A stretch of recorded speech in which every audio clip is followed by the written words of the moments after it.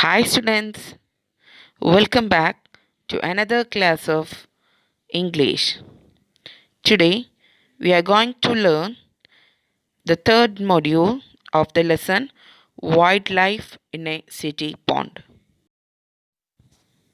At the end of today's class, you will be able to work toward protecting our environment, learn and identify relative clause, to write a formal letter, and to listen for details. Let's begin with a new grammar section. Today we are going to learn about relative clause. Have you heard about relative clause?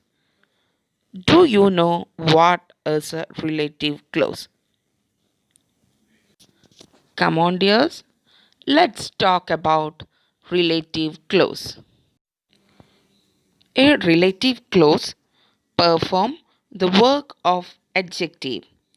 They tell us which person or thing or what kind of person or thing the speaker is talking about. We can't call it as an adjective clause. We use to give additional information. They function like an adjective. Now we can see some examples. Here you can see two sentences there. Tom is talking to a girl. Do you know the girl? Instead of repeating a girl twice, we can say, do you know the girl who is talking to Tom? Now let's see. Here, who is a relative pronoun and talking to Tom is relative clause. Here is another example. Let's see. The woman who lives next door is a doctor. What is a clause? A clause is a part of a sentence. A relative clause tells us which person or thing or what kind of person or thing the speaker means. You can see here the words written in white color is relative clause. The woman who lived next door is. In this sentence, who lives next door is a relative clause. A relative clause is a group of words that contain a subject and a verb but are only a part of a sentence. The first word in this clause are relative pronouns like who, which, that, etc. So, these clauses are called relative clause. Now let's see where we use relative pronouns. We use who, that for people, which, that for objects, where for places, whose to talk about possession, when, that for a time, why, that for a reason, whom for object pronoun, people. Now let's talk more about relative clause. Here are more examples. I don't know the man who was talking to me. Here you can see the highlighted words. They are the relative clause of the sentence.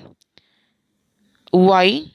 Because here the noun is man and it is showing more about the man who was talking to me. The highlighted words explains or give information about the man. So it can be called relative clause. As the name indicate, relative clause, it is related to the noun. That's why we are calling it so. Next one, I'm going to wear the skirt that I bought in London. Here you can see we are talking about the skirt, and that I bought in London gives us more information about that noun. So it is a relative clause. The car which I bought last year. Here the noun is car, and which I bought last year gives us more information about the car. So it is relative clause here. There is a parking lot where I can park my car. Here parking lot and the relative clauses where I can park my car. Now dear students, in your textbook, page number 36, there is a small activity. Underline the relative clause in the sentence and circle the nouns that they describe. You please try to do it. Dear students, now we are moving on to the listening section. You will be able to listen a poem now.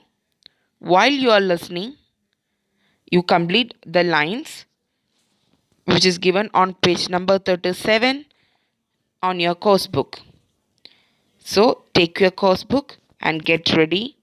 Listen to the poem and fill the blanks in that page. Welcome to the Night by Joyce Sidman. To all of you who crawl and creep, who buzz and trip and hoot and peep, who wake up at dusk and throw off sleep, welcome to the night. To you who make the forest sing, who dip and hoot on the silent wing, who flutter, who collapse and cling, welcome to the night. Come feel the cool and shadowed breeze. Come smell your way among the trees. Come touch rough bark and leathered leaves. Welcome to the night. The night's a sea of dappled dark. The night's feast of sound and spark. The night's a wild enchanted park. Welcome to the night. In wildlife, in a city pond, the speaker holds a protest to stop construction on Flapshell Pond. Imagine you are the speaker and write a formal letter in your notebook inviting journalists to attend the protest and report on it. While you are writing this formal letter, be sure to cover these points.